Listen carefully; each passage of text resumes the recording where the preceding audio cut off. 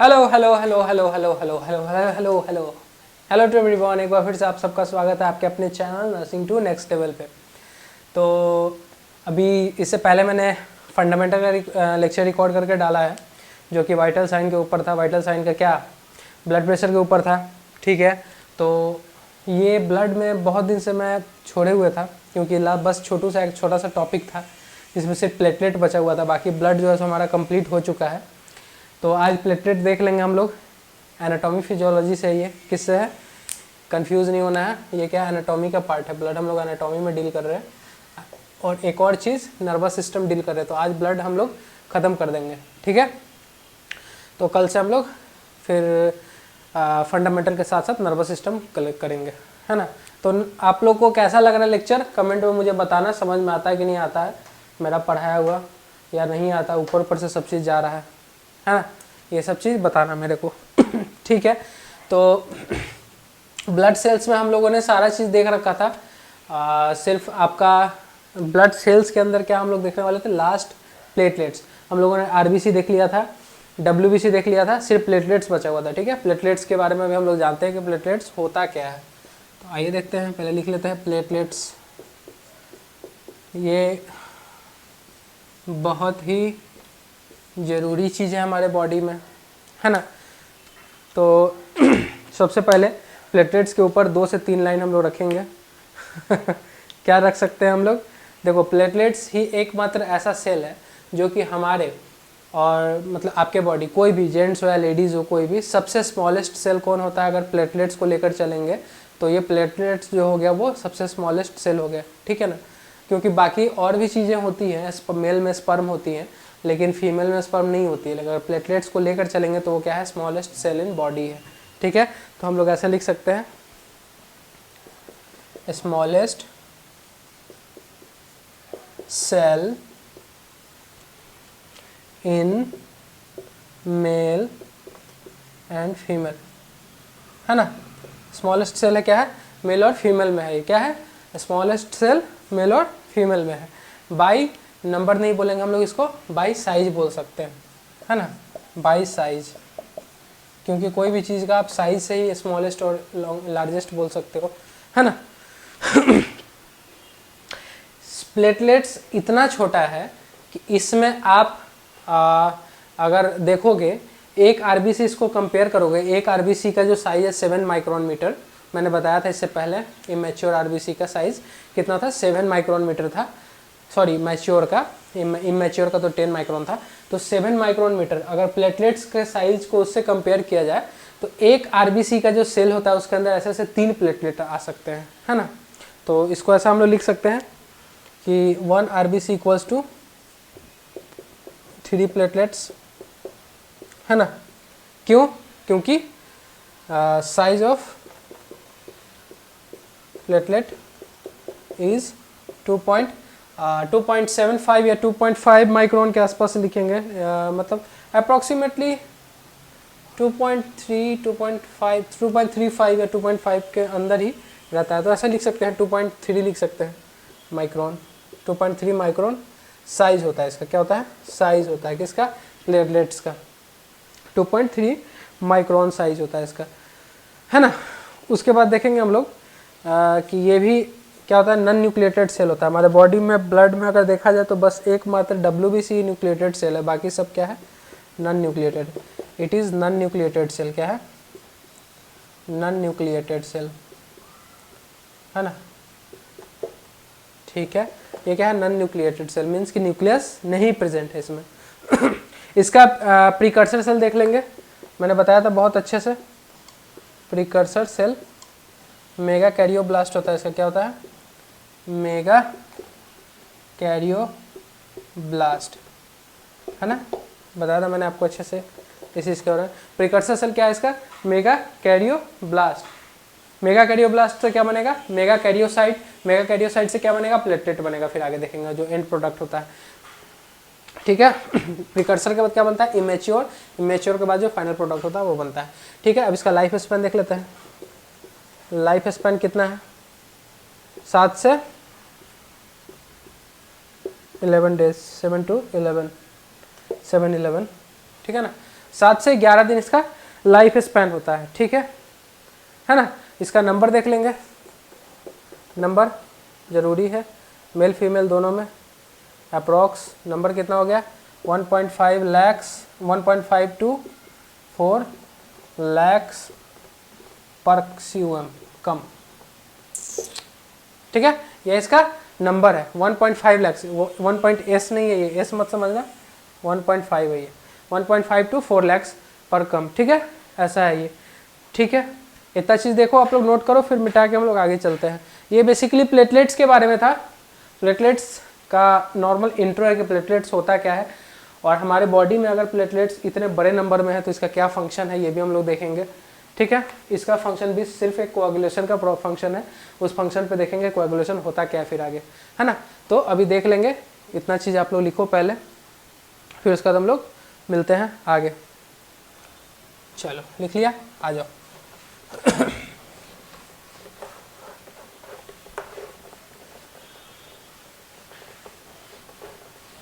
आज ब्लड ख़त्म हो जाएगा, प्लेलिस्ट बना दूंगा मैं ब्लड का, जिन भी भाई बंधु को आपको शेयर करना होगा कर देना इस लेक्चर को। चलो, है ना, ठीक है। तो अभी हम लोग देख लेते हैं प्लेटलेट का फंक्शन। तो फंक्शन क्या है, platelet helps in coagulation. Coagulation में क्या करता है ये, हेल्प करता है। प्लेटलेट्स क्या करता है, प्लेटलेट्स हेल्प इन कोएगुलेशन, है ना। कोएगुलेशन में क्या करता है ये, हेल्प करता है। क्या करेगा, मैकेनिज्म इसका क्या रहेगा, मैकेनिज्म क्या रहेगा इसका, प्रिवेंट करना, किससे, ब्लीडिंग से, ठीक है। तो इसका platelet help in coagulation, coagulation क्यों है, क्योंकि ये क्या करता है, इट प्रिवेंट्स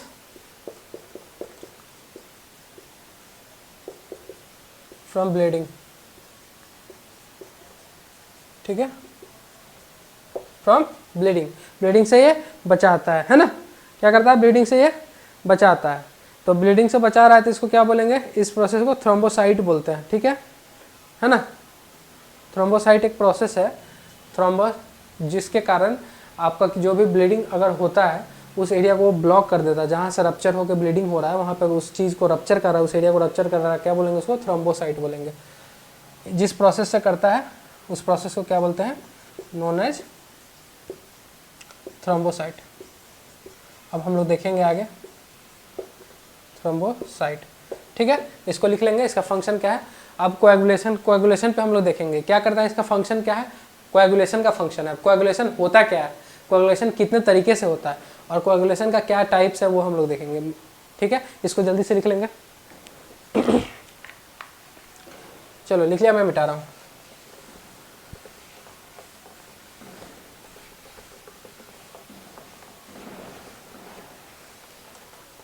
देखो, अगर कोएगुलेशन की बात करते हैं हम लोग, सबसे पहले कोएगुलेशन फंक्शन है ये प्लेटलेट का, ठीक है। तो सबसे पहला होगा, मैं कर देता हूँ क्लॉट, ठीक है। क्या हो गया, क्लॉट, पहला क्या हो गया, क्लॉट, क्लॉट मैंने बताया। फिर दूसरा मैंने बताया क्या, थ्रोम्बस। तीसरा क्या बताया मैंने, पहला क्लॉट हो गया, दूसरा थ्रोम्बस, तीसरा क्या होगा, एम्बोलस।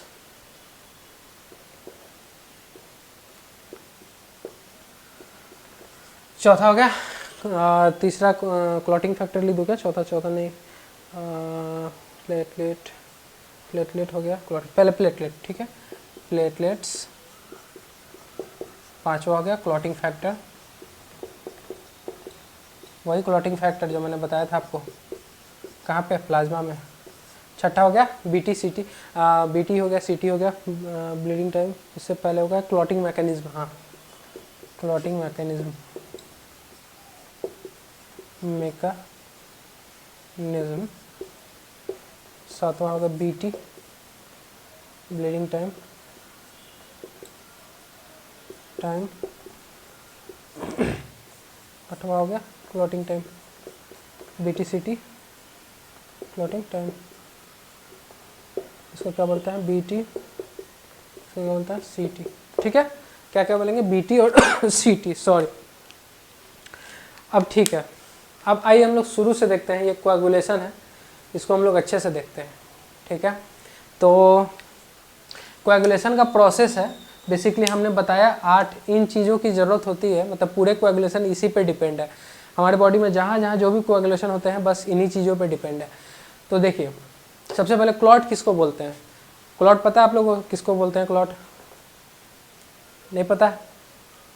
सिंपल सा मैकेनिज्म है। क्लॉट वैसे को बोलते हैं, जैसे मान लो मेरे बॉडी में ब्लड तो हर जगह प्रेजेंट नहीं है ना, कहीं वो वैस्कुलर रीजन में ही प्रेजेंट है, इनसाइड वेसल ही प्रेजेंट है ना। और कभी भी आप देखना कि इनसाइड वेसल हम लोगों का ब्लड क्लॉट नहीं होता है, नहीं होता ना, हम लोग का ब्लड क्लॉट कभी इनसाइड में नहीं होता, मतलब वेसल्स के अंदर क्लॉट नहीं होता है। तो हम लोग कभी भी ब्लड को निकालते हैं वेन से, ठीक है, वेन से निकाला हम लोगों ने ब्लड को, है ना, उसके बाद एक सिरिंज में डाला, जो सिरिंज में उसमें डाला नहीं तो कोई वायल में डाल दिया, प्लेन वायल में, तो उसमें क्या होता है, हमारा ब्लड क्लॉट कर जाता है। क्लॉट करने का मतलब क्या होता है, जो हमारे जितने आरबीसी होते हैं सेल वो डाउन हो जाते हैं, सेटल नीचे, और जितने हमारे प्लाज्मा होते हैं ऊपर हो जाते हैं। तो क्लॉट वैसे कंडीशन को बोलते हैं कि जो आउटसाइड वेसल्स मीन्स आपके ब्लड के वेसल्स, ब्लड वेसल जो हैं हमारे ब्लड वेसल्स के बाहर जाके जो ब्लड क्लॉट होते हैं, मतलब ब्लड जो सेटल होते हैं, मतलब ब्लड जो क्या बोले हम, हाँ मतलब जो क्लॉट ही होते हैं, ठीक है, तो ब्लड क्लॉट होते हैं, तो उस कंडीशन को हम लोग क्लॉट बोलते हैं, ठीक है, जो हमारे वेन के बाहर है, मतलब जो हमारे वेसल्स हैं ब्लड वेसल्स के बाहर, ठीक है। तो पहला हम लोगों ने देख लिया कि जो वेसल्स के बाहर जो क्लॉट होता है उसको हम लोग क्लॉटिंग बोलते हैं, ठीक है। अब थ्रोम्बस किसको बोलते हैं? थ्रोम्बस देखेंगे हम लोग। देखो थ्रोम्बस देखने के लिए ये हमारा हो गया ब्लड वेसल, ठीक है, मान लिया हमने ब्लड वेसल, इसको ब्लड वेसल। अब इसके अंदर क्या क्या प्रेजेंट है? इसमें प्रेजेंट है आरबीसी, डब्ल्यूबीसी और ये प्लेटलेट, ठीक है, सारा प्रेजेंट है, ठीक है, और ये फ्लूइड ऐसे ऐसे चल रहा है, ठीक है ना। अब हमारे ब्लड वेसल्स में एक ऐसा सब्सटेंस होता है यहाँ पे, ऐसा ऐसा ऐसा ऐसा बना रहता है, ठीक है, जो कि ऐसा ऐसा बना रहता है ऊपर में ही, ठीक है, ऐसा ऐसा बना होता है, ठीक है। ये ऐसा ऐसा बनने का क्या रीज़न है यहाँ पे? क्योंकि हमारे बॉडी में जो वेसल्स हैं वो वेसल्स के अंदर से एक लेयर बना रहता है। एक लेयर इसलिए बना रहता है क्योंकि ये रप्चर होने से, ताकि थिकनेस थोड़ा सा अंदर से रहता है, ताकि जल्दी से आसानी से हमारा ब्लड वेसल रप्चर ना हो पाए, ठीक है। तो इसमें ये क्या करता है ना, हमारे बॉडी में सारा चीज़ प्रेजेंट, देखो ये आरबीसी प्रेजेंट है, इसको क्या बोले हम लोग? आरबीसी। इसको क्या बोले हम लोग? डब्ल्यूबीसी। और इसको क्या बोले हैं? प्लेटलेट। तो हम लोग इसका फंक्शन तो जान गए, ये ऑक्सीजन को कैरी करता है, इसका फंक्शन भी जान गए, ये मैकेनिज्म वाला है, डिफेंस मैकेनिज्म है, ये कोई भी बैक्टीरिया वायरस आ रहा है सबसे लड़ता है ये। लेकिन इसके बारे में हम लोग नहीं जान रहे कि इसका क्या फंक्शन है, प्लेटलेट का क्या फंक्शन है, अभी तक नहीं जाने, है ना, अच्छे से नहीं जाने, ठीक है। बाकी मैंने उधर बता दिया कोएगुलेशन का फंक्शन है, लेकिन आप लोग अगर प्रोसेस से देखोगे तो ऐसे आप लोग जान थोड़े रहोगे हाँ क्या इसका प्लेटलेट का एग्जैक्टली फंक्शन क्या है। तो देखो ये प्लेटलेट हमारे वेसल्स के अंदर प्रेजेंट होता है, ठीक है, प्लेटलेट क्या रहता है? प्रेजेंट रहता है हमारे वेसल्स के अंदर। तो देखो जैसे कोई भी एक्सटर्नल इंजुरी हुई हमारे वेसल्स पे, कोई भी रप्चर हुआ है कुछ भी, मान लो यहाँ पे ये इंजुरी हो गई, ठीक है, छोटू सा इतना सा, है ना, तो क्या होगा, यहाँ का जितना फ्लूइड होगा सब बाहर आने लगेगा, आरबीसी भी बाहर आने लगेगा ऐसे ऐसे, ठीक है, डब्ल्यूबीसी भी बाहर आने लगेगा, है ना, आने लगेगा कि नहीं आने लगेगा। तो यहाँ पे क्या होता है कि यहाँ पे जो हमारा प्लेटलेट होता है, प्लेटलेट का प्राइमरी जो फंक्शन है वो क्या करता है, सबको इकट्ठा करता है, वो यहाँ पे आके उसको दरवाज़ा बना देता है, रोक देता है, मीन्स कि यहाँ पे ऐसे प्लेटलेट आया, ऐसे ऐसे ऐसे ऐसे पूरा ब्लॉक कर दिया, और यहाँ पे ये आरबीसी ऐसे ऐसे ऐसे जा रहा है, यहाँ पे सब बाहर निकलने के लिए वेट कर रहा है, लेकिन प्लेटलेट ने क्या किया कि इसको ब्लॉक कर दिया रास्ता को। अब ये प्लेटलेट क्या करेगा, नहीं निकलने देगा, किसको नहीं निकलने देगा? आरबीसी डब्ल्यूबीसी, किसी को बाहर नहीं जाने देगा, है ना। तो प्लेटलेट ने क्या किया, एक प्राइमरी यहाँ पे ट्रीटमेंट दिया, प्राइमरी जो हो गया एक ट्रीटमेंट दिया, जो कि क्या कर रहे हैं, वो बाहर निकलने नहीं दे रहे हैं उसको। इसको हम लोग पीपीपी बोल सकते हैं, प्राइमरी प्लेटलेट प्लग बोलते हैं इसको, पीपी प्राइमरी क्या बोलेंगे इसको? प्राइमरी प्लेटलेट प्लग बोलते हैं इसको, ठीक है। ये प्राइमरी प्लेटलेट का एक ये हो गया कि वहाँ पे उसने क्या किया कि अपना सारा प्लेटलेट को इकट्ठा करके उस जहाँ साइट है जहाँ पे इंजरी हुई है उस पर उसने सारे को इकट्ठा कर लिया और बोला कि नहीं, मैं नहीं जाने दूंगा, ना आरबीसी को जाने दूंगा, ना प्लाज्मा को जाने दूंगा, ना डब्ल्यूबीसी को जाने दूंगा, मैं बाहर जाने ही नहीं दूंगा किसी को। तो उसने क्या किया, यहाँ पे ब्लॉक कर दिया। अब ये जो ब्लॉक किया ये तो इतना काफ़ी नहीं इसके लिए, ये ब्लॉक करके तो उतना देर रख नहीं सकता इसको, है ना। तो उसके लिए हमारा ये तो प्लेटलेट्स का फंक्शन हो गया। इसके लिए क्या करेगा, फिर ये फर्दर हमें प्लाज्मा में हम लोगों ने पढ़ा था इससे पहले कि क्लॉटिंग फैक्टर्स प्रेजेंट होता है हमारे प्लाज्मा में, 13 टोटल क्लॉटिंग फैक्टर प्रेजेंट होते हैं। कुछ पढ़ा था ऐसा, 1 2 3 4 ऐसा कुछ पढ़ा था, याद करो पढ़ाया था मैंने। तो प्लाज्मा में हमारे क्या होते हैं, क्लॉटिंग फैक्टर्स प्रेजेंट होते हैं। तो वो क्या करता है, प्लेटलेट एक मैसेज देता है क्लॉटिंग फैक्टर को, क्लॉटिंग फैक्टर भी आता है उधर से सारा, क्योंकि क्लॉटिंग फैक्टर जो होता है हमारे वेसल्स में क्या होते हैं, इनएक्टिव फॉर्म में रहते हैं, वो एक्टिव फॉर्म में होके सारा फिब्रिन बन के, फिब्रिन एक मेस और फिब्रिन बन के आते हैं, जैसे एक मेस टाइप का बना के, ठीक है। क्योंकि ये ज़्यादा देर तो सह नहीं सकता ना, ये तो मतलब सिर्फ नॉर्मली ऐसे ही खड़ा है, कोई आपको धक्का दे देगा तो आप तो वो धक्का दे के निकल जाएगा तो आप तो गिर जाओगे ना।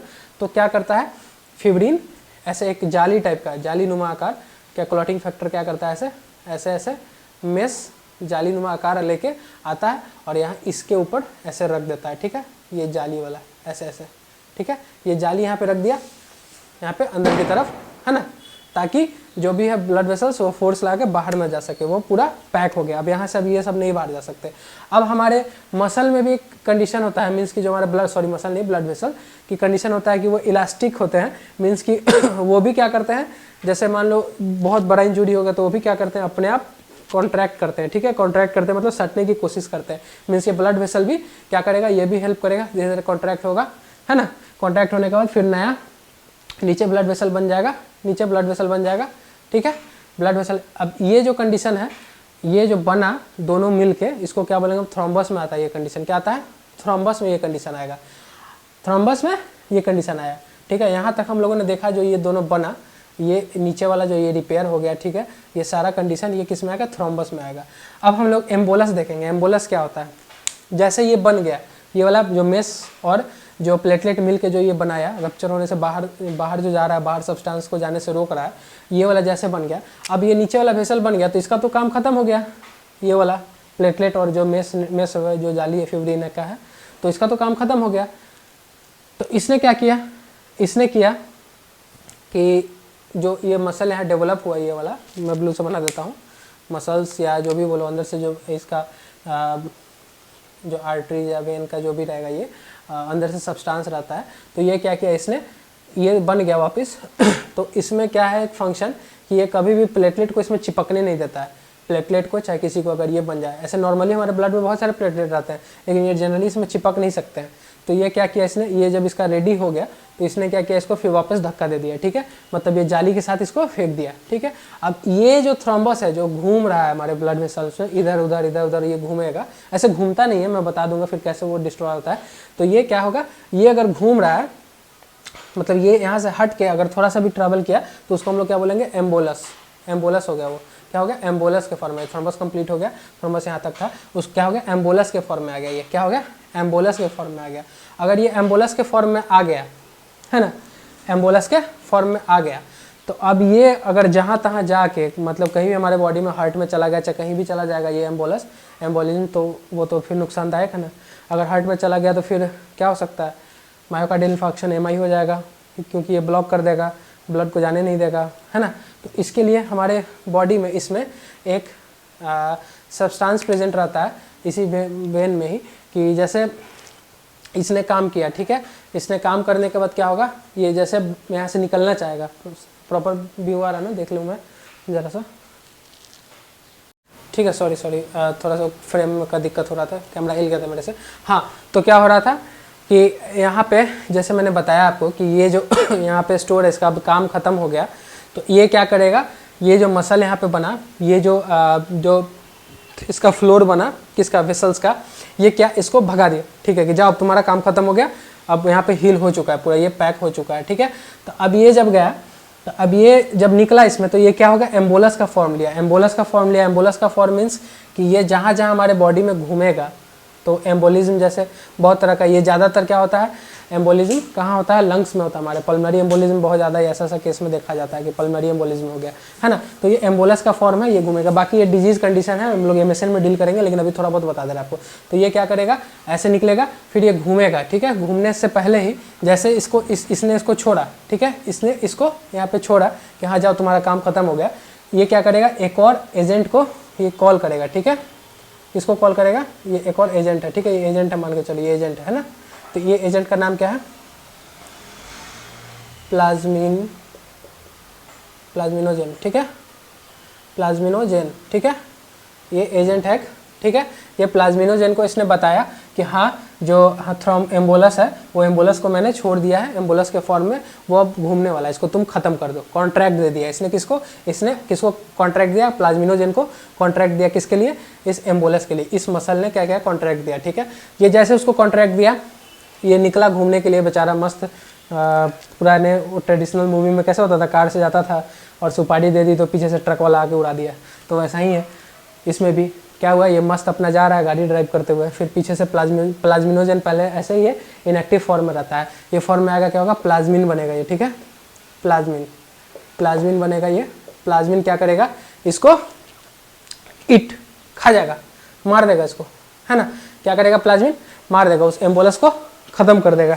उस प्लाज्मिन क्या करेगा, उस एम्बोलस को खत्म कर देगा, डिस्ट्रॉय कर देगा, यानी उसको थ्रोम्बस कटर बोलते हैं, ठीक है, थ्रोम्बस कटर बोलते हैं। एम्बोलिज्म उसी को बोलेंगे जो घूम रहा है, इसे थ्रोम्बस, ये थ्रोम्बस का ही फॉर्म है, लेकिन अगर ये मूवमेंट करेगा तो ये एम्बोलिज्म हो जाएगा। तो इसको क्या बोलते हैं, प्लाज्मिन को थ्रोम्बस कटर, थ्रोम्बस कटर, ठीक है, थ्रोम्बस कटर बोलते हैं इसको। आ रहा है प्रॉपर फ्रेम में, ठीक है, थ्रोम्बस कटर बोलते हैं इसको, है ना। तो ये क्या करेगा, इसको मार के ख़त्म कर देगा। तो ये हमारा पूरा कोएगुलेशन का प्रोसेस है। अब इसमें से हम लोगों ने जो जो देखा, क्लॉटिंग मैकेनिज्म बोलते हैं हम लोग इसको, ठीक है। क्लॉटिंग फैक्टर हम लोगों ने देख लिया, हम लोग क्या क्या यूज़ हुआ प्लेटलेट्स तो यूज़ हुआ ही, जिसको हम लोग प्राइमरी प्लेटलेट प्लग बोलते हैं, और जो जालीनुमा आकार आके इस पर बैठा उसको हम लोग क्या बोलते हैं, SSPP, सेकेंडरी प्लेटलेट प्लग बोलते हैं उसको, क्या बोलते हैं, सेकेंडरी प्लेटलेट प्लग। इसमें किसका यूज़ होता है, सेकेंडरी प्लेटलेट प्लग में, इसमें क्लॉटिंग फैक्टर का यूज़ होता है। क्लॉटिंग फैक्टर भी हम लोगों ने देख लिया। क्लॉटिंग, ये पूरा मैकेनिज्म को क्या बोलते हैं, क्लॉटिंग मैकेनिज्म। अब बचा हमारे पास BT, ब्लीडिंग टाइम, और क्लॉटिंग टाइम, वो हम लोग नेक्स्ट स्लाइड में देखेंगे। ये समझ में आया कि नहीं आया मुझे बताना प्लीज़, अगर नहीं समझ में आया होगा तो मैं फिर से नेक्स्ट लेक्चर में ट्राई करूँगा इसको समझाने के लिए। हालांकि कोई ज़्यादा टफ नहीं है, सिंपल सी बातें हैं। हमारा ब्लड वेसल है, हमारा ब्लड वेसल में कोई भी रप्चर हुआ तो रप्चर होने के बाद क्या होगा जो भी RBC होंगे, जो भी WBC होंगे, जो भी प्लाज्मा होंगे, सब बाहर जाने की सोचेंगे, बाहर जाने का जुर्रत करेंगे। तो उसमें क्या करेंगे, प्लेटलेट जो रहेगा यहाँ पे वो जाके क्या करेगा, रास्ते को ब्लॉक कर देगा। उसको हम लोग क्या बोलेंगे, प्राइमरी प्लेटलेट प्लग से प्लेटलेट हेल्प किया क्लॉटिंग में हमारा। फिर उसके बाद उससे नहीं होने वाला काम, नहीं बनने वाला, तो फिर उसने कॉल किया किसको, व्हाट्सएप किया कि हाँ भाई, कौन, क्लॉटिंग फैक्टर प्लाज्मा वाला, जो 13 क्लॉटिंग फैक्टर हम लोगों ने देखा था, तो उसने उसको कॉल किया कि हाँ फिब्रिनोजेन कहाँ हो, फिब्रिन आओ बना के लाओ फिब्रिन। तो फिब्रिनोजेन, वो मैकेनिज्म मैं बता दूंगा कैसे बनता है आगे में। तो फिब्रिनोजेन क्या किया, फिब्रिन बन के आया और एक जालीनुमा आकार इस पर क्या हुआ, आके रख दिया जालीनुमा आकार, ताकि ये टूटे ना, ठीक है, बहुत ज़्यादा मजबूत हो गया। फिर हमारे वेसल्स में एक ये सिस्टम होता है, क्या होता है कि वो अपने आप कॉन्ट्रैक्ट करते हैं, मीन्स अपना जो कॉन्ट्रैक्ट करते हैं, मीन्स अगर ज़्यादा इंजुरी, ज़्यादा रप्चर, ज़्यादा बड़ा छेद है तो धीरे धीरे कम करने की उसको कोशिश करेंगे, है ना। तो ये चीज़ है। फिर उसके बाद क्या हुआ, जब ये सारा चीज़ ठीक हो गया, सारा हील कर गया, नीचे से पूरा हील हो गया, सब चीज़ बन गया, तो ये क्या किया, ये मसल जो है, ये मसल क्या करता है कि हमारा जो बॉडी में प्लेटलेट है उसको ये होल्ड करके नहीं रखता है, मतलब बॉडी में नहीं, हमारे वेसल्स में जो भी प्लेटलेट है उसको ये होल्ड करके नहीं रखता है, इसको भगा देता है, अपने पास नहीं रखता प्लेटलेट को। जैसे होता है ना कुछ माँ बाप अपने बच्चों को अपने पास नहीं रखते, वैसे ही ये भी है। तो ये भगा देता है अपने बच्चों को, नहीं रखता है, नहीं रखूँगा जाओ। जब भी ये चिपकने आता है, मम्मा पापा भागो निकलो यहाँ से, ऐसे करता है। तो ये चीज़ है, ठीक है। तो ये दूर कर देता है अपने से दूर करता है। जब ज़रूरत पड़ती है तो पास बुला लेता है, फिर उसके बाद फिर जब ज़रूरत ख़त्म तो फिर भगा रहा है इसको। अब भगाने के बाद ये खतरनाक ना हो जाए, जाके हार्ट के चैम्बर में ना घुस जाए, चाहे लंग्स में ना घुस जाए, इसलिए क्या करता है ये कि कॉल करता है पीछे से किसको, निकालने के बाद कि हाँ प्लाज्मिनोजेन तुम इसको खत्म कर दो, तुम ये निकल रहा है। तो ये क्या है, थ्रोम्बस कटर है, थ्रोम्बस बना, थ्रोम्बस बनने के बाद ये अगर मूव करेगा तो एम्बोलिज्म हो जाएगा। तो ये एम्बोलिज्म बनने से पहले इसको निपटा देता है ना, ठीक है। तो ये सेकेंडरी प्लेटलेट प्लग किसको बोलते हैं, जो जालीनुमा आकार उसके ऊपर रखा जा रहा है वो सेकेंडरी प्लेटलेट प्लग हो गया। ठीक है, क्लॉटिंग फैक्टर। अब हम लोग देखें क्लॉटिंग, ये पूरा क्लॉटिंग मैकेनिज्म ही है, ये पूरा क्या है, क्लॉटिंग मैकेनिज्म ही है। अगर समझ में आ रहा है तो ठीक है, नहीं आ रहा तो बता देना मुझे। क्या है, पूरा क्लॉटिंग मैकेनिज्म ही है। उसके बाद हम लोग देखेंगे ब्लीडिंग टाइम और क्लॉटिंग टाइम दोनों के बारे में, है ना। उससे पहले थोड़ा सा हम लोग ये देख लेते हैं कि क्या जैसे देख लेते हैं मैकेनिज्म ऑफ क्लॉटिंग कोएगुलेशन, कैसे कैसे मैकेनिज्म होता है, लिख के देख लेते हैं वो लोग, ताकि आप लोग छाप लेना। ये तो है मौखिक बातें, ओरली, ठीक है। उसके बाद फिर बीटी और सीटी देख लेंगे। उसके बाद आज प्लेटलेट खत्म, कुछ नहीं था, थोड़ा सा था। चलो चलो चलो चलो चलो मितवा,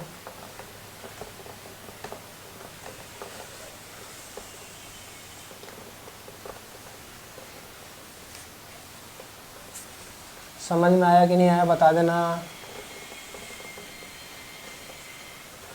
नहीं आया तो भी बता देना,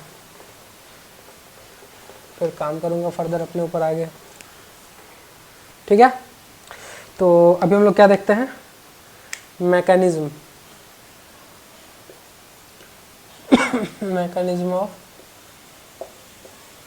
कोएगुलेशन,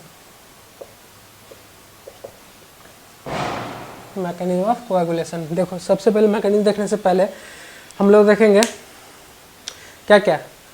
पहला में देखो 2 स्टेप में होता है, एक तुम्हारा होगा थ्रोम्बोप्लास्टिन, क्या होता है देखो मैं लिखता हूँ फिर यहाँ पे, एक में प्लेटलेट्स जो होता है वो अधीर होता है, और एक में थ्रोम्बोप्लास्टिन जो होता है रिलीज करता है, किसको, thromboplastin,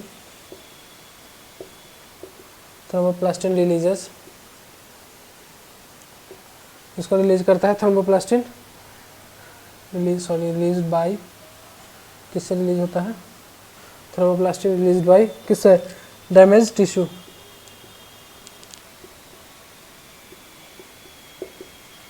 thromboplastin release by damage tissue cells enter the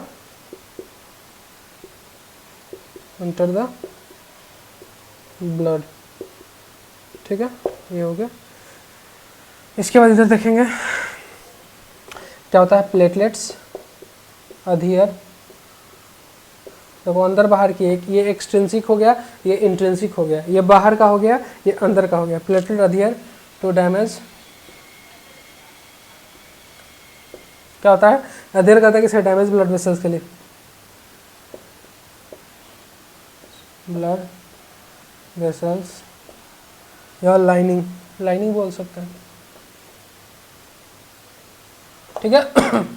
ये क्या हो गया, एक्सट्रिंसिक हो गया, ये एक्सट्रिंसिक हो गया, एक्सट्रिंसिक, एक्सट्रिंसिक का मतलब मैं समझा रहा हूँ अभी देख लो, ये इंट्रिंसिक फैक्टर होता है, ठीक है। एक्सट्रिंसिक हो गया, ये एक्सट्रिंसिक हो गया। अब यहाँ से दोनों के लिए सेम काम होगा, इसमें भी जो हमारे क्लॉटिंग फैक्टर है काम करेंगे, और यहाँ पे भी क्लॉटिंग फैक्टर काम करेंगे, क्योंकि इसमें भी प्लाज्मा प्रेजेंट है, इसमें भी प्लाज्मा प्रेजेंट है। तो क्लॉटिंग फैक्टर कैसे काम करेंगे, यहाँ से कॉमन वे हो गया, कॉमन पाथ हो गया दोनों के लिए। कॉमन पाथ कैसे हो गया, देखो अब एक्सट्रिंसिक कैसे काम करेगा और इंट्रिंसिक कैसे काम करेगा, ठीक है। तो देखो सबसे पहले prothrombin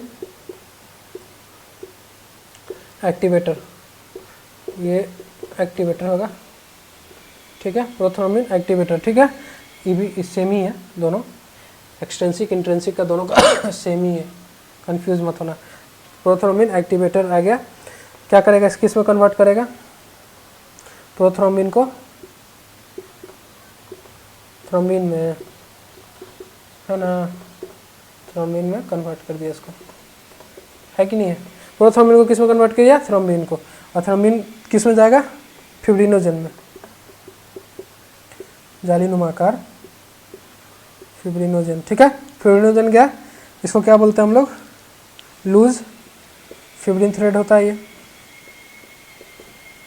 fibrin thread, loose fibrin thread होता है ये, है ना, फिब्रिनोजन। फिब्रिनोजन के बाद क्या हो गया, स्टेबलाइज्ड हो जाता है, यहीं पे बैठ जाए, सेटल डाउन हो जाता है, स्टेबलाइज्ड फिब्रिन क्लॉट। मैं समझाता हूँ लिखने के बाद, अभी नहीं समझ में आ रहा हो, ठीक है। चलो पहले देख लो फिर में आ रहा है कि नहीं आ रहा है। देखो मैकेनिज्म ऑफ कोएगुलेशन देखते हैं। देखो हम कभी भी कोएगुलेशन की अगर बात करते हैं तो कोएगुलेशन दो प्रोसेस में हो सकता है। कैसे कैसे? एक हो गया हमारा, जैसे मान लो कभी ब्लड वेसल्स या कुछ भी हमारा रप्चर हुआ, तो रप्चर होने के बाद क्या होता है, एक तो ब्लड आपका बाहर निकल जाता है ना। मान लो हम लोग ब्लड ही निकाले, जैसे वेन से ब्लड निकाले, ठीक है।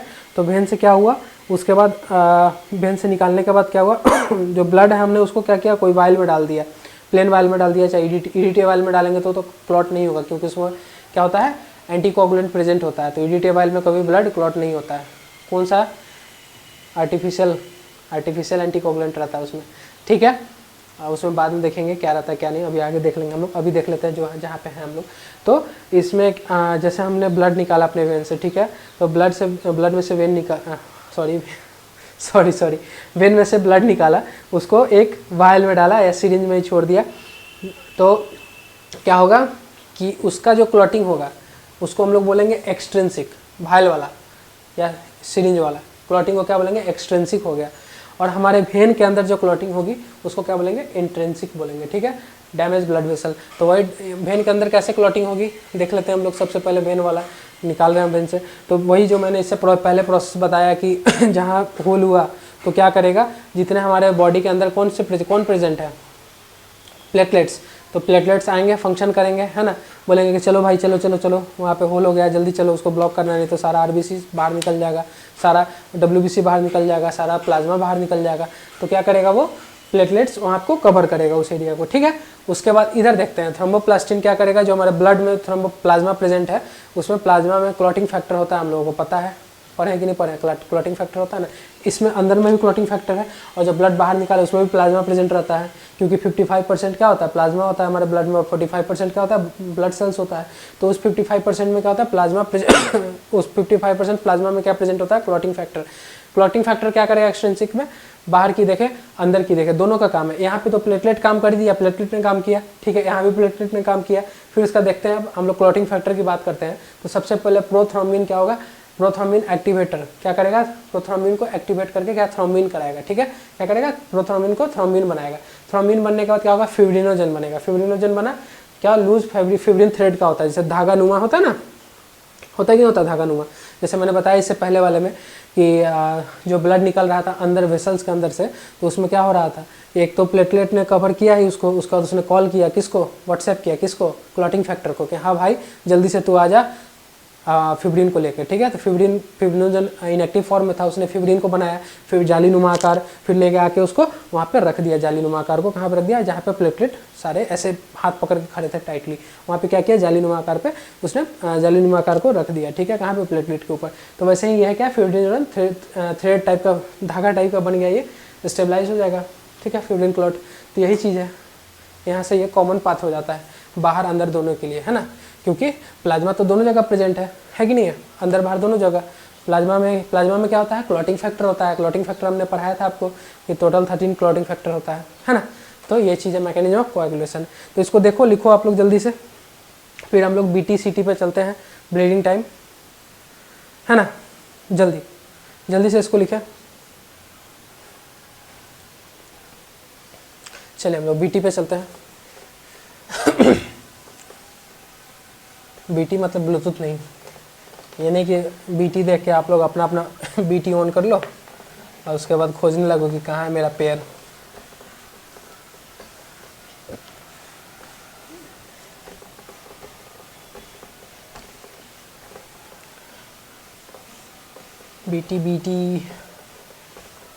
BT for bleeding time, CT for clotting time. चलिए BT-CT देखते हैं हम लोग अभी, CT मारते हुए। सबसे पहले क्या देखेंगे हम लोग, BT देखेंगे, ब्लीडिंग टाइम, ठीक है। तो मैं लिख लेता हूँ यहाँ पे क्या, BT मतलब ब्लीडिंग टाइम, है ना। ब्लीडिंग टाइम होता क्या है ये देखते हैं हम लोग। इट इज़ ए टाइम, ठीक है, इट इज़ ए टाइम लिख सकते हैं, ये एक टाइम है, it is a time, it is a time interval, एक टाइम इंटरवल है, it is a time interval from interval, it is a time interval from puncture of vascular, ठीक है, पंक्चर ऑफ वेस्कुलर भी बोल सकते हैं या बॉडी टिश्यू भी बोल सकते हैं। तो from puncture of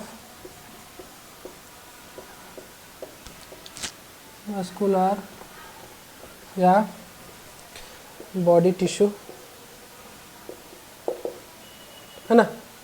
puncture of vascular, vascular मतलब जो वेसल्स हो गए, ब्लड वेसल्स, और बॉडी टिश्यू भी बोल सकते हैं या टिश्यू ऑफ ये बॉडी भी बोल सकते हैं या ब्लड। देखो उसके बाद ये जब हो जाएगा, जब टाइम इंटरवल है, इसी एक तरह का ये टाइम इंटरवल है। क्या है, कब, जब हमारा वेसल्स पंक्चर हुआ, ब्लड का वेसल्स पंक्चर हुआ, ठीक है, या कोई भी बॉडी का टिश्यू पंक्चर हुआ।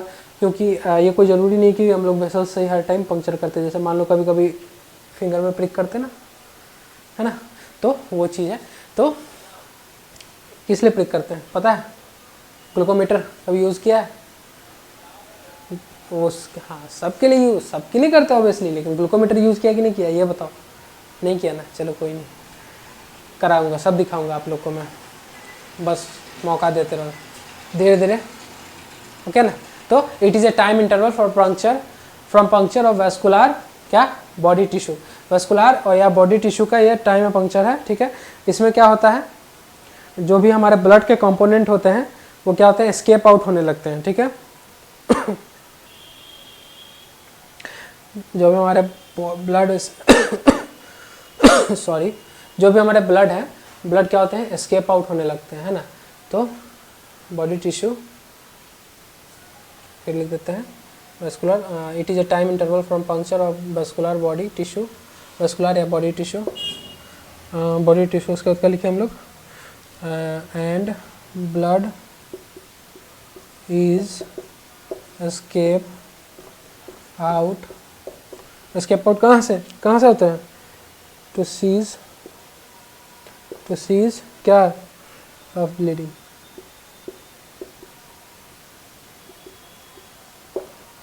It is a time interval from puncture of vascular, puncture, ठीक है, पंक्चर हो गया, ठीक है, किसका पंक्चर, वेस्कुलर का, ठीक है। Vascular means blood cells, blood vessels के बारे में, सॉरी ब्लड सेल्स नहीं, ब्लड वेसल्स का पंक्चर हो गया, ठीक है। और जैसे पंक्चर हुआ तो क्या होगा, ब्लड एस्केप आउट होगा, एस्केप आउट होने से सीज होने तक का, एस्केप आउट जैसे हुआ, एस्केप आउट हुआ, उसके बाद सीज होने तक का जो प्रोसेस है उसको क्या बोलेंगे, बीटी बोलेंगे, ब्लीडिंग टाइम बोलेंगे, ठीक है। तो bleeding time, normal bleeding time कितना होता है आप लोग बताना ज़रा, normal bleeding time, normal bleeding time, normal BT कितना होगा, कितना मिनट, कितना से कितना मिनट होना चाहिए, नॉर्मल बीटी 3 to 5 मिनट्स होने चाहिए। कितने होने चाहिए, 3 to 5 मिनट्स, है ना। नॉर्मल बीटी कितनी होनी चाहिए, 3 to 5 मिनट्स, 3 से 5 मिनट की टाइम होनी चाहिए नॉर्मल, जो ब्लीडिंग टाइम होती है 3 से 5 मिनट की होती है। अगर इससे ज़्यादा आपको टाइम लग रहा है तो मामला गंभीर है आपका, तब आप डॉक्टर साहब से मिलो आप जाके, है ना। इसको जल्दी से छापो, मैं आ रहा हूँ, लिख लिया जल्दी से लिखो, बीटी हो गया, ब्लीडिंग टाइम। ब्लीडिंग टाइम किसको बोलते हैं, जैसे देखो कभी भी आप किसी को सैंपल देने जा रहे हो, है ना, ब्लड का सैंपल देने जा रहे हो, तो आपको इंसर्ट किया, किसी ने निडल इंसर्ट किया, प्रिक किया क्या, ब्लड निकालने के लिए। तो ब्लड जो निडल निकाला उसने, निडल निकालने के बाद इतना देर तक आपका 3 से 5 मिनट, इतना देर के अंदर आपका ये जो यहाँ से जो हल्का हल्का जो ब्लड निकलता है निडल निकालने के बाद, वो बंद हो जानी चाहिए, है ना, वो ब्लड आनी बंद हो जानी चाहिए। कितना, 3 से 5 मिनट, मिनिमम 3 मिनट्स और मैक्सिमम 5 मिनट्स, उससे ज़्यादा 6 to 7 मिनट्स हो सकता है।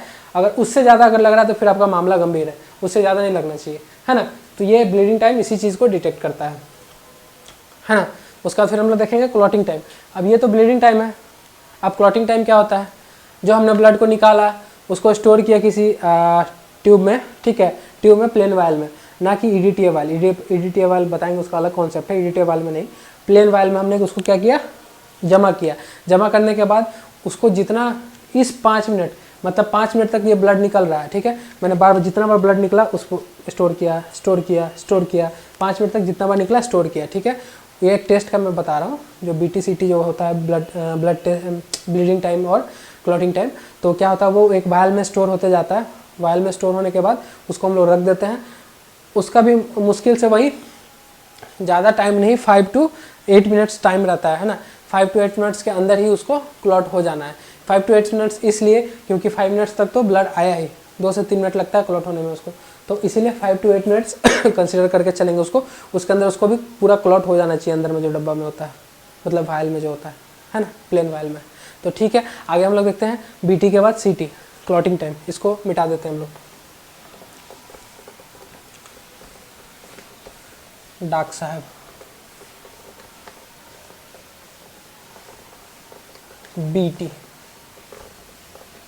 BT हो गई, देन CT की बात करते हैं हम लोग।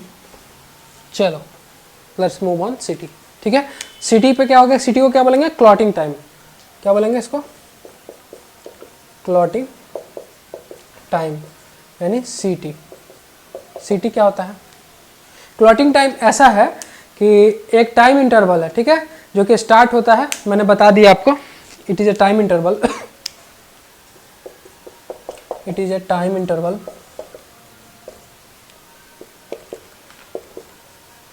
इंटरवल सही है, स्पेलिंग चेक कर लें तो जरा। ठीक है यार, बहुत आजकल स्पेलिंग कंफ्यूजन हो रहा है ना interval starts from bleeding, what starts from bleeding to formation of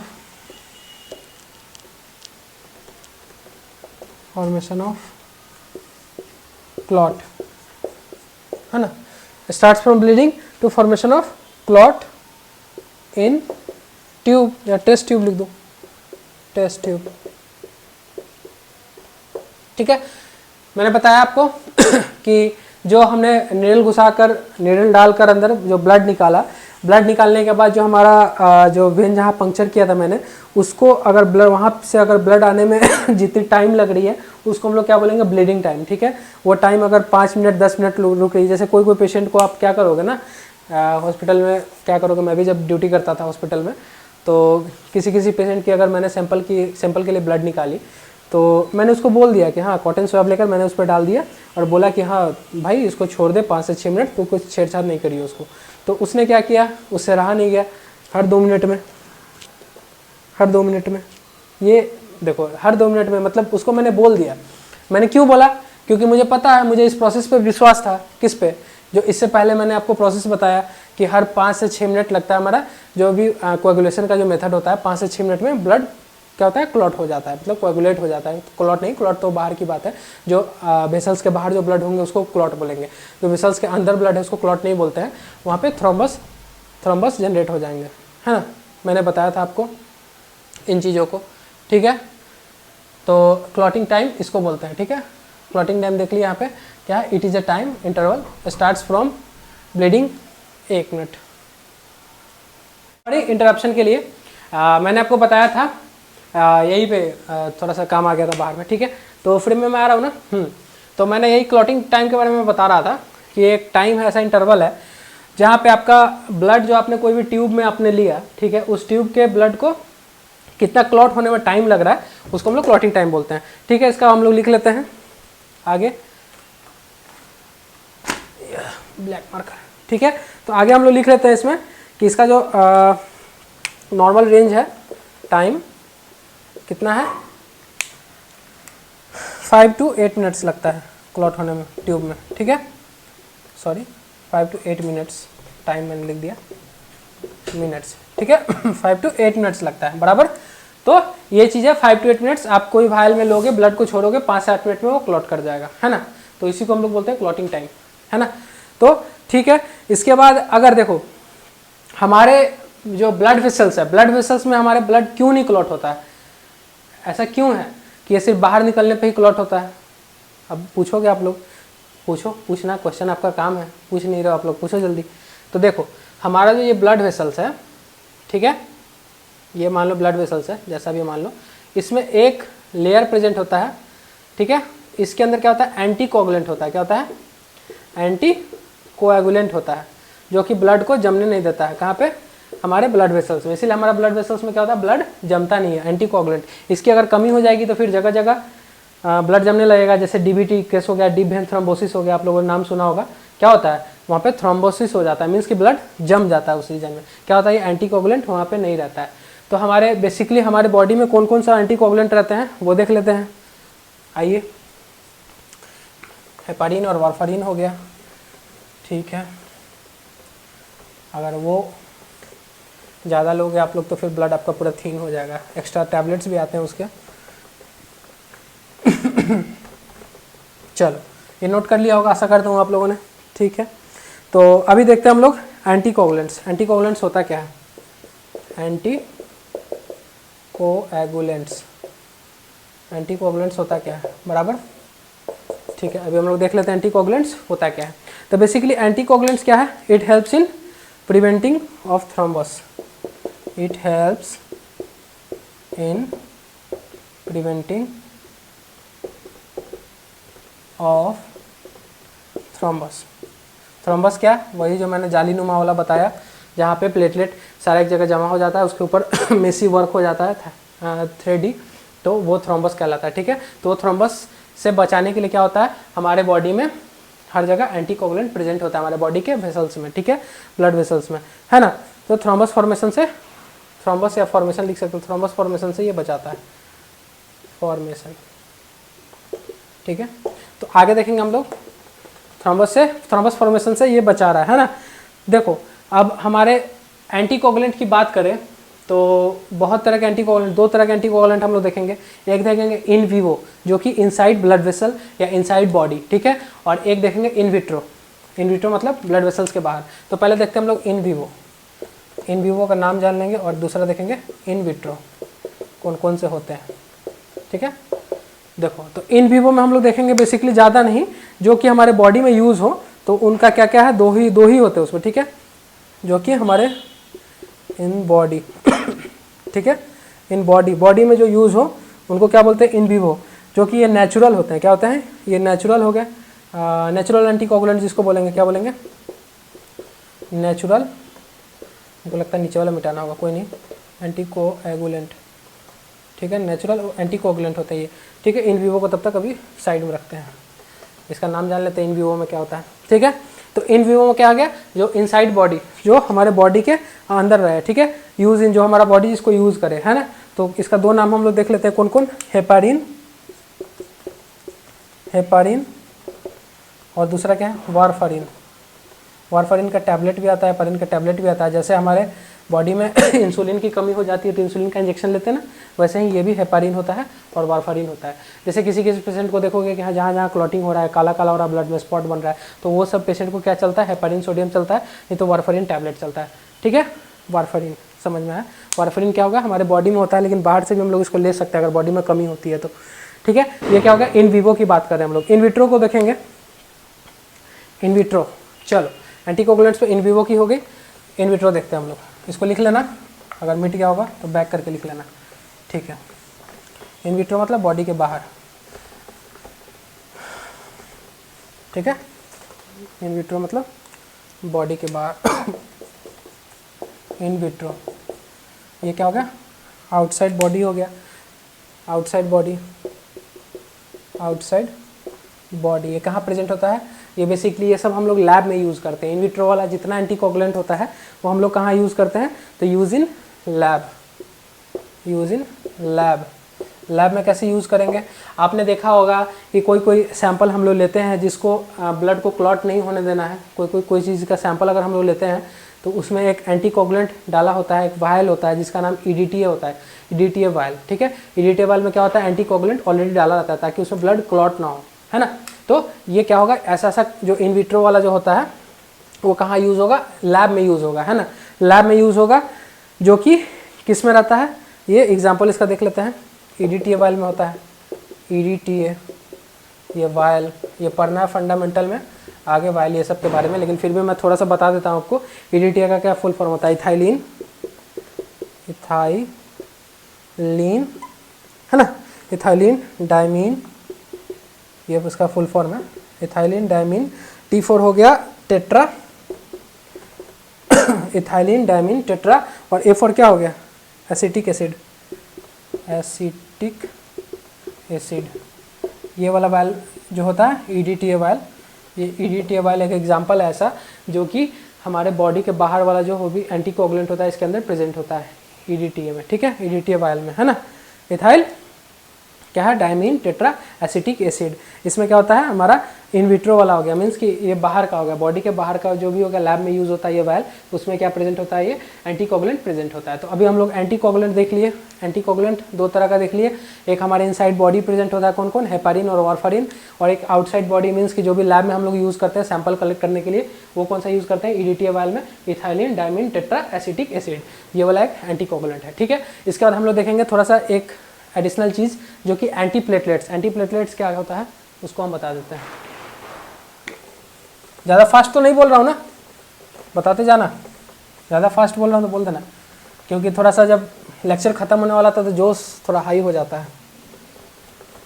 जैसे बच्चे थे ना आप लोग, तो आप लोगों की छुट्टी होने वाली रहती थी, कैसे लास्ट पीरियड में एकदम चिल मारते थे, एकदम क्या अब तो छुट्टी होने वाली है, वैसे अभी मेरी हाल है। ठीक है, चलो अभी हम लोग देखेंगे कौन सा, एंटीप्लेटलेट्स। एंटीप्लेटलेट्स, एंटीप्लेटलेट्स हो गया। एंटीप्लेटलेट्स में क्या देखेंगे हम लोग, एजेंट्स कौन कौन है इसमें एंटीप्लेटलेट्स एजेंट्स जो कि इनहिबिट करता है, क्या इनहिबिट करता है देख लेते हैं हम लोग। इनहिबिट करता है, इनहिबिट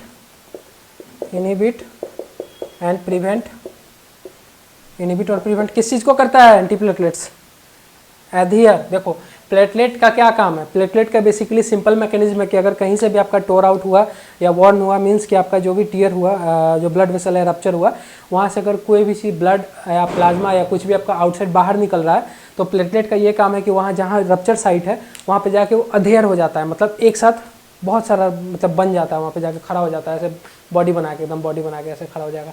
आजा देख लेता हूँ तो कैसे बाहर निकलेगा।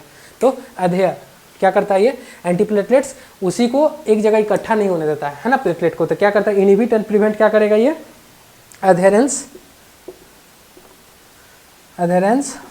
इनहिबिट करेगा किसको, अधेरेंस एंड एग्रीगेशन, उसी को बोलते हैं एग्रीगेशन किसको करेगा, एग्रीगेशन ऑफ प्लेटलेट, कहाँ पे, ब्लड वेसल में ठीक है, प्लेटलेट को नहीं इकट्ठा होने देगा, है ना। ये क्या करेगा, इनहिबिट और प्रिवेंट करेगा। इसका एग्जांपल अगर हम लोग देखेंगे, जैसे एंटीकोगुलेंट का एग्जांपल हम लोग देखें, कौन कौन था, वारफारिन था और हेपारिन था जो कि हमारे बॉडी के अंदर प्रेजेंट है। इसमें एग्जांपल देखेंगे तो कौन सा होगा, एस्पिरिन एक ऐसा मात्र एग्जांपल है जो कि एंटीप्लेटलेट्स में आता है, एस्पिरिन। ये ज़्यादा फार्माकोलॉजी में मैं घुस रहा हूँ, ज़्यादा घुसना नहीं चाहिए, एनाटॉमी पढ़ रहे हैं हम लोग, लेकिन थोड़ा बहुत जानना पड़ेगा ना रिलेट करने के लिए, तो फिर इशू हो जाएगी। अधूरा नॉलेज कोई काम का नहीं होता है, या बहुत ज़्यादा नॉलेज कोई काम का नहीं होता है, इसलिए बैलेंस नॉलेज रखना चाहिए हर चीज़ का, है ना। तो कौन सा एग्जांपल इसका, एस्पिरिन जो है ये ब्लड थिनर भी बोलते हैं इसको, है ना। तो ये कहाँ होता है, एंटीप्लेटलेट्स इसको बोल सकते हैं हम लोग। ये क्या करता है, प्लेटलेट्स को एक जगह इकट्ठा नहीं होने देता है, मीन्स कि कहीं पे रप्चर हुआ ब्लड वेसल तो वहाँ पे इकट्ठा नहीं होने देगा प्लेटलेट्स को। इसका काम है, किसका काम है ये, एस्पिरिन का, ठीक है। एस्पिरिन जो ज़्यादा दवा लेता है, एस्पिरिन जैसे मान लो जो एस्पिरिन का ड्रग यूज़ कर रहा है, मतलब जो ज़्यादा एस्पिरिन यूज़ कर रहा है, तो उस कंडीशन में हम लोग पेशेंट्स अगर बताता है क्या, तो उससे सबसे पहले उस कंडीशन में हम लोग क्या करते हैं, एक BT-CT करते हैं, मीन्स कि ब्लीडिंग टाइम और क्लॉटिंग टाइम देखेंगे उसका कि सही है कि नहीं है। तो ये चीज़ है, ठीक है। किस केस में, जो पेशेंट ज़्यादा एस्पिरिन लेता हो, एस्पिरिन का टैबलेट ज़्यादा यूज़ करता हो। तो ठीक है, आज के एनाटॉमी के लेक्चर में ब्लड एंड सेल्स खत्म हो गया। अब आप लोग बताओ कि आगे कौन सा चैप्टर स्टार्ट करें ब्लड एंड सेल्स के जगह पे, तो फिर वही हम लोग स्टार्ट करेंगे, है ना। सोच रहे हैं कोई सिस्टम ही स्टार्ट कर दें, नर्वस सिस्टम तो चल ही रहा है, डाइजेस्टिव या रेस्पिरेटरी, आप लोग बताना कमेंट करके। चलो ठीक है, bye bye, signing off guys. आज का लास्ट लेक्चर ब्लड का, सब लोग आराम से एंजॉय करो, खाओ पियो सुतो, मस्त रहो, बिंदास एकदम। और वो जैकी श्रॉफ का बारीक चॉपिंग भिंडी वो वाला ज़रूर बना के खाना।